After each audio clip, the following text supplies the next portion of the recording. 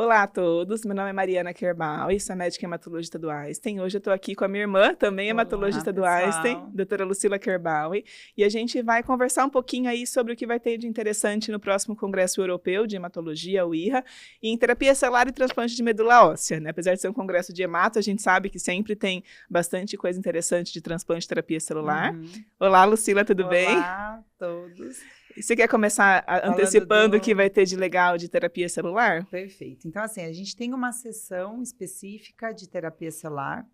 Nessa sessão específica, vários assuntos muito interessantes vão ser trazidos, como, por exemplo, o CAR-T universal contra o CD7 para pacientes com LLAT. O que a gente sabe que hoje a gente não tem nenhum produto comercial para Interessante. isso e os resultados são bem interessantes e é para uma doença que a gente hoje tem uma demanda, né? Uma Com necessidade certeza. não atingida, então acho que isso vai ser super interessante.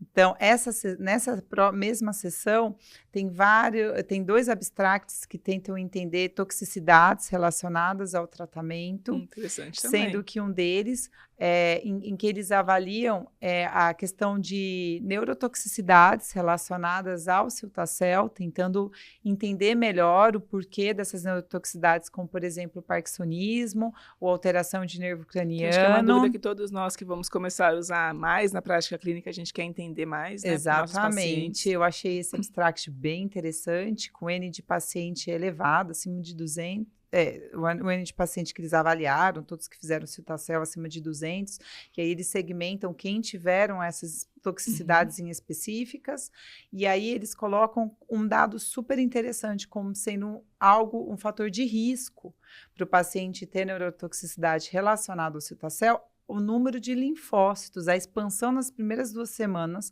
com o número de linfócito maior ou igual a 3.000, poderia ser um risco para essas neurotoxicidades, e eles propõem até profilaxia Com corticoide. com corticóide ou até mesmo ciclofosfamida, caso aconteça essa elevação Em alguns estudos que a rápida. gente está participando, a gente já A está gente vendo já essas está orientações, percebendo, né? então achei isso algo super E muda a novo. prática, né? Isso que eu acho que é interessante, muda nosso, como a gente maneja no dia a dia. Exatamente. E aí tem um outro abstract que eles colocaram um agonista de interleucina 15 junto com o lisocel para pacientes com linfomas agressivos, e aí eles olharam que esse agonista que estaria estimulando os linfócitos após a infusão deles repercutiu numa taxa de resposta muito interessante para pacientes com linfoma difuso de grandes células B, uma elevada taxa de resposta completa, isso repercutindo em boas taxas de sobrevida global e sobrevida livre de progressão.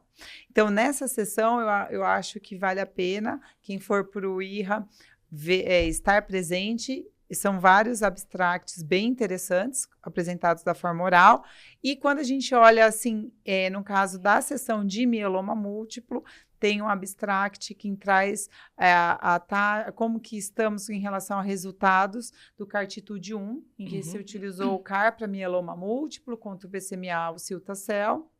Agora, tendo uma análise com mais de 5 anos, mostrando que 1/3 desses pacientes mantém a taxas de resposta em relação à sobrevida livre de progressão, então mostrando realmente uma persistência em relação às E acho que é respostas interessante com se o a uso gente desse pensar a CAR-T, né? população, né, que eles colocaram no CARTITUDE 1, que era uma população já bastante politratada, com muitas linhas de tratamento prévio, é uma população grande, porcentagem grande de pacientes triplo refratários, pentarefratários, que a gente esperaria aí com drogas não CAR-T, não bispecífico, um Taxas ano de bem sobrevida. inferiores a isso, Então, realmente, exatamente. é um resultado bastante interessante. E na sessão de, por exemplo, de LLA, de leucemia linfocítica aguda, a gente tem o Obecel, que é um CAR-T para leucemia linfocítica aguda, pacientes adultos, não falando aqui da população pediátrica, mas sim pacientes adultos, o que hoje para nós é muito interessante, a gente tem um CAR-T anti-CD19 para essa população, mostrando também resultados bem interessantes, e quando eles olham a população maior ou igual a 55 anos com menor de 55 anos, eles não veem uma diferença muito grande em relação à resposta. E tem, na seção de linfomas agressivos, a gente tem também um abstract de mundo real, em que se olhou o axicel utilizado para a segunda linha de tratamento, com base na aprovação, né, do Zuma-7. Então, hoje a gente tem essa aprovação, a gente pode usar o CAR-T, o Axi-cel para a segunda linha de tratamento. Então, no mundo real, que achei interessante a gente ver essa análise, trazendo também que esse CAR-T está tendo resultados bem interessantes, e eles tentando correlacionar com possibilidades de pacientes que apresentam melhor resposta ou melhor toxicidade relacionada a esse tratamento. Então, eu dei aqui uma geral. Muito bom. Do que vocês podem encontrar no IRRA em relação à terapia celular. Mas e em relação ao transplante, Mariana? Transplante, acho que vai ser bem interessante, que a gente vai ter um artigo na plenária, né, um abstract na plenária, que é um trabalho que eles ainda não liberaram para a gente o abstract em si. Pelo título, eu estou bastante interessada e curiosa para ver, porque ele vai avaliar, em um estudo fase 3, que ele avalia o uso da ciclopós, que é uma estratégia que a gente vem avaliando aqui, bastante, né? E aqui eles vão avaliar especificamente em pacientes que estão fazendo transplante aparentado, compatível, então o irmão, e usando fonte periférica. A gente teve aí um estudo também fase 3, que foi plenária do Oeste, de alguns anos atrás, publicado na New England, que ele foi um trabalho que avaliou em transplante compatível, mas que incluía também o não aparentado. Até foi uma discussão, né, que como ele incluiu ambos. A gente chegou até a discutir aqui. Exatamente. E aí ele comparava, então, fazer a profilaxia clássica, né, com inibidor de calcineurina e MTX, comparado a fazer, né, nesse outro trabalho, comparado a fazer o esquema com a ciclopós. E aí teve aí uma discussão, porque incluiu o não aparentado também, então muitas pessoas utilizam alguma coisa a mais, o não aparentado, como o ATG, e até a discussão que teve é que nesse outro trabalho eles usaram só condicionamento em intensidade reduzida, até foi a justificativa de não ter utilizado o ATG pelo risco de recaída. E esse agora, vamos ver como que vai ser, né? Põe em detalhe da dose da ciclofosfamida, ainda a gente só tem o título ainda. Se diminuiu a dose, eu acho que foi a profilaxia clássica, né? Com 50. 50 D mais 3, D mais 4 por quilo.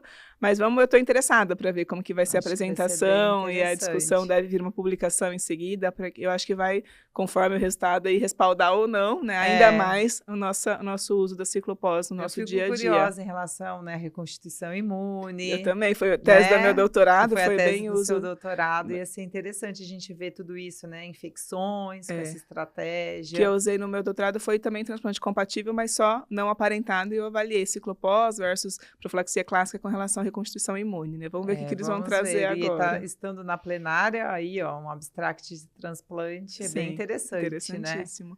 E tem alguns outros na sessão específica de transplante, né? Que obviamente são na sessão oral, que eu acho que são bastante interessantes. Um ele traz de novo um tema que a gente já discutiu, que é com relação a... ele randomizou também fazer uma dose baseada em nível sérico do ATG. Então, ele fazia a dose baseada por peso do ATG, que era 10 miligramas por quilo, em transplante aplo idêntico. Ou ele fazia a dose baseada em nível sérico, igual a gente faz com o busulfano. Aplo idêntico. Do ATG. Do ATG. Então, que seria quando a gente faz o nível sérico, a gente faz uma coisa mais individual para o paciente, igual a gente faz com o busulfano. A gente faz e dosa o nível e calcula a dose baseada. Então, a gente já teve outros trabalhos que levantaram essa discussão, ele traz de novo, e o que aparece no abstract é que provavelmente isso teve menos infecção, principalmente CMV, legal. E uma reconstituição imune aparentemente melhor, né? Falando em reconstituição imune, eles também avaliaram isso. Eu acho que vai ser bem interessante assistir e ouvir a discussão desse trabalho quando eles apresentarem. E a gente vê que acaba sendo uma tendência, né? E, vindo um pouquinho no mesmo assunto, mas para terapia celular, tem várias iniciativas de sidosafludarabina. Sim, porque exatamente. Você usa na linfodepressão, paciente com disfunção renal. Quando a gente faz por metro quadrado ou por quilo, obviamente a gente acaba fazendo um pouco mais para alguns, um pouco menos para outros, né? Então não é uma dose exatamente para aquele paciente, né? Então, até aproveitando, a gente tem um aplicativo de nível sérico de busulfano, do Hematolog, né? Quem sabe onde a gente vai ter também da ATG, né? Da fludarabina. E tiveram 2 outros trabalhos que eu também estou curiosa para ver como vai ser a apresentação, mas que também com utilidade prática, que ele avalia, um deles avaliou o uso da azacitidina e do venetoclax pré-transplante, então às vezes ou com uma terapia ponte ou para paciente atingir uma remissão, e ele traz que teve uma mortalidade relacionada ao transplante bem baixa, então ele foi um esquema menos tóxico. E que é o que a gente hoje costuma muitas vezes adotar, a gente usa, né? Então é uma estratégia, óbvio que vamos ver a discussão, né, a apresentação, mas parece ser a gente está fazendo corretamente, é uma estratégia boa para a gente fazer esse esquema pré-transplante. E também tem um outro trabalho que vai avaliar no paciente que fez o transplante, infelizmente a doença voltou, o uso do hipometilante com venetoclax na recaída. Também parece ter resultados, ser um esquema seguro também. Ai, que interessante. Mas é associado ou que não... hoje, às vezes, a gente indica, né, para alguns pacientes, mas é legal agora com essa análise eu quero ver o que eles vão mostrar com relação à infusão de linfócitos do doador, a DLI. Então, quando eu acho... foi feita, que é uma dúvida que existe, né? Quanto tempo depois? Eu acho que é muito interessante dos congressos, não só a gente ler o abstract, mas ver como aquilo foi feito pelo autor, ter a possibilidade de discutir, né, como que foi feito esse esquema. E trazer para a nossa realidade, né? Porque muitas vezes abordam dúvidas que a gente tem no nosso dia a dia, né? Eu acho que era isso que era de mais interessante. Obviamente, depois do congresso vão surgir outros trabalhos que talvez a gente não tenha identificado aqui olhando, né, o pré, mas que vão ser legais de discutir no pós também. Então, a gente já convida para o pós-congresso para a gente fazer uma nova discussão. Foi muito bom. Muito obrigada. Legal. Obrigada, pessoal. Obrigada.